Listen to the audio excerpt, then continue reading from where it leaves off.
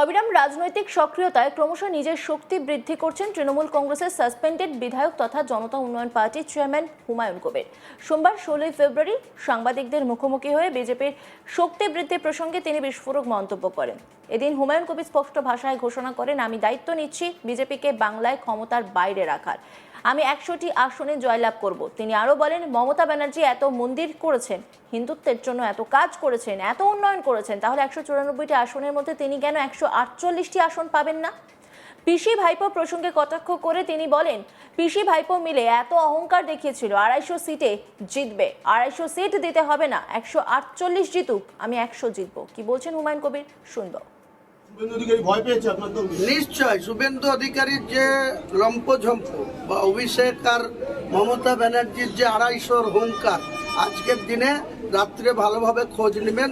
পিসি ভাইপো ট্যাবলেট খেয়ে ঘুমাতে হয় হুমায়ুন কবিরের এই যন্ত্রণায়। আর শুভেন্দু অধিকারীরও যে দখল করবই, সনাতনীদের সরকার হবেই। আমি বলছি হুমায়ুন কবির, সনাতনীদের ওই বিজেপির শুভেন্দু অধিকারীর সরকার গড়ার স্বপ্ন আমি একা হুমায়ুন কবির রুখে দেব।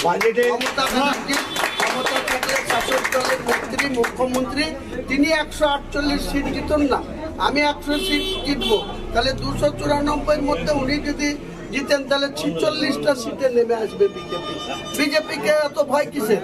বিজেপিকে গণতান্ত্রিক উপায়ে আমরা রুখে দেবো।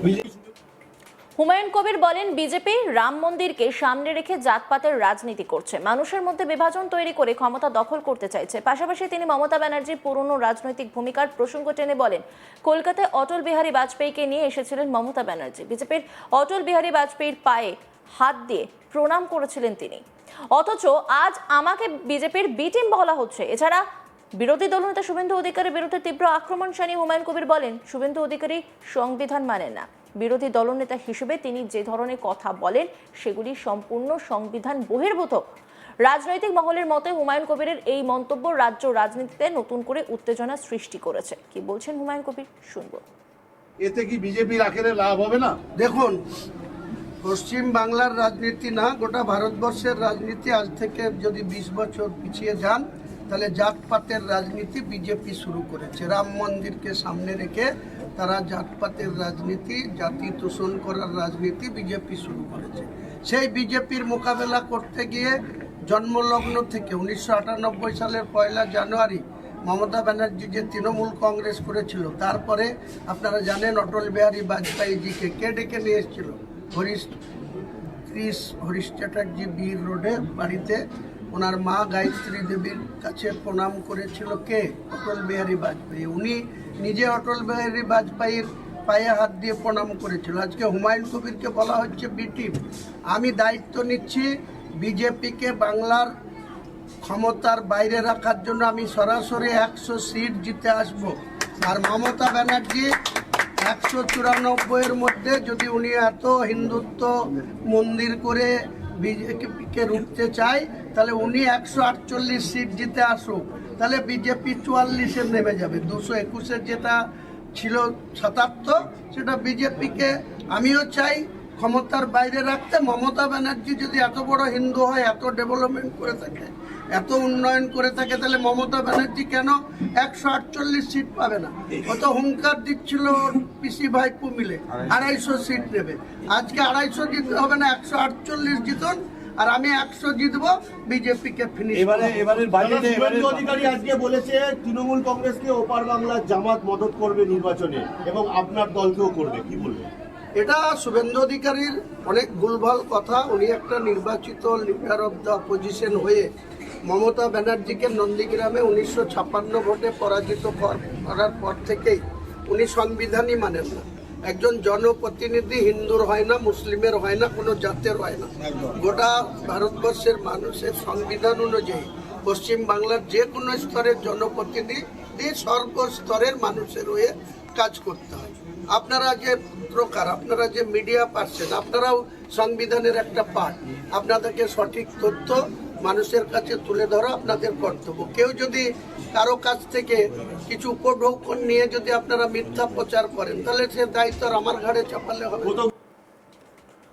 হুমায়ুন কবির বলেন, যে ভোট অন অ্যাকাউন্ট উনি পেশ করেছেন সেই ভোট অন অ্যাকাউন্ট কার্যকর করার সুযোগই পাবেন না মুখ্যমন্ত্রী। হুমায়ুন কবির বলেন, তার কাছে সঠিক তথ্য আছে। মুসলমানদের ফান্ড নিয়ে অন্য জায়গায় জেনারেল ফান্ড নিয়ে গিয়ে খরচ করেন। একটা মিথ্যাচারী মহিলা পশ্চিমবাংলার ভোট নিয়ে পশ্চিমবাংলার মানুষের কর্মসংস্থান শেষ করেছেন। চাকরি বাকরি কিছু নেই, খালি দানের খেলা, মেলার রাজনীতি, সব শেষ হয়ে যাবে আগামী দিনে। কি বলছেন হুমায়ুন কবির, শুনবো। সংখ্যালঘু উন্নয়নের জন্য তো তার কয়েক গুণ বেশি বাজেট করা হয়েছে, বরাদ্দ রাখা হয়েছে। তাহলে সংখ্যালঘু ছেলের উন্নয়নের জন্য তৃণমূল কংগ্রেস ভাবছে না, এটা আপনি বলছেন? যে ভোটার অ্যাকাউন্ট ছিল না, এই ভোটার অ্যাকাউন্ট উনি ইমপ্লিমেন্টই করার সুযোগ পাবেন না। উনি 14.5 বছর রাজ্যের মুখ্যমন্ত্রী। আমার কাছে সঠিক তথ্য আছে যে মুসলিম মাইনরিটিদের যে মানে যে জনবসতি, যে মানে সংখ্যা, সেই সংখ্যার যে অ্যালটমেন্ট সেন্ট্রাল গভর্নমেন্ট দেয়, সেটাকে উনি কনভার্ট করে অন্য জায়গায় খরচা করেন। উনি বলতে পারেন যে উনি কেন মুসলমানদের ফান্ড অন্য জেনারেল ফান্ডে নিয়ে গিয়ে খরচ করেন? ওটা ওনার বলার ক্ষমতা আছে? উনি একদম মিথ্যাচারী মহিলা। পশ্চিমবাংলার ভোট নিয়ে পশ্চিমবাংলার মানুষের কর্মসংস্থান শেষ করে দিয়েছে। চাকরি বাকরি কিছু নেই, শুধু দানের খেলা মেলা আর ভাতার রাজনীতি করছে। এসব বন্ধ হয়ে যাবে আগামী দিনে। মানুষ কর্মসংস্থান চাই, কোরআন শেষ হয়ে যাবে, উন্নয়ন শেষ হবে। হ্যাঁ, ও তো এসব কথাবার্তা দেখেন না। কোরআনকে উনি রেড রোডে গিয়ে লা ইলাহা ইল্লাল্লাহ মুহাম্মাদুর রাসূলুল্লাহ পড়েন। আর সেই কোরআনকে যখন অসীম সরকার, বিজেপির একজন এমএলএ, যখন কোরআনকে অপমান করে, কোরআনের সম্বন্ধে বাজে কথা বলে, তার বিরুদ্ধে 100টা এফআইআর হলেও তার কেশাগ্রহ স্পর্শ করে না মমতা বন্দ্যোপাধ্যায়। তাহলে কার সঙ্গে কে বিজেপির বি টিম আপনার অপমান? হুমায়ুন কবির স্পষ্ট ভাষায় ঘোষণা করেন, আমি দায়িত্ব নিচ্ছে বিজেপিকে বাংলায় ক্ষমতার বাইরে রাখার। আমি 100টি আসনে জয়লাভ করব। তিনি আরো বলেন, মমতা ব্যানার্জি এত মন্দির করেছেন, হিন্দুত্বের জন্য এত কাজ করেছেন, এত উন্নয়ন করেছেন, তাহলে 194টি আসনের মধ্যে তিনি কেন 148টি আসন পাবেন না? পিসি ভাইপো প্রসঙ্গে কটাক্ষ করে তিনি বলেন, পিসি ভাইপো মিলে এত অহংকার দেখিয়েছিল, 250 সিটে জিতবে। 250 সিট দিতে হবে না, 148 জিতুক, আমি 100 জিতবো। কি বলছেন তিনি, শুনুন। নিশ্চয় শুভেন্দু অধিকারীর যে লম্পঝম্প বা অভিষেক আর মমতা ব্যানার্জির যে 250 হুঙ্কার, আজকের দিনে রাত্রে ভালোভাবে খোঁজ নেবেন। পিসি ভাইপো ট্যাবলেট খেয়ে ঘুমাতে হয় হুমায়ুন কবিরের এই যন্ত্রণায়। আর শুভেন্দু অধিকারীরও যে দখল করবই, সনাতনীদের সরকার হবেই। আমি বলছি হুমায়ুন কবির, সনাতনীদের ওই বিজেপির শুভেন্দু অধিকারীর সরকার গড়ার স্বপ্ন আমি একা হুমায়ুন কবির রুখে দেবো।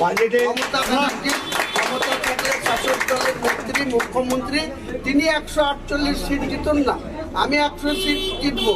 তাহলে 294-এর মধ্যে উনি যদি জিতেন, তাহলে 46টা সিটে নেমে আসবে বিজেপি। বিজেপিকে এত ভয় কিসে? বিজেপিকে গণতান্ত্রিক উপায়ে আমরা রুখে দেবো।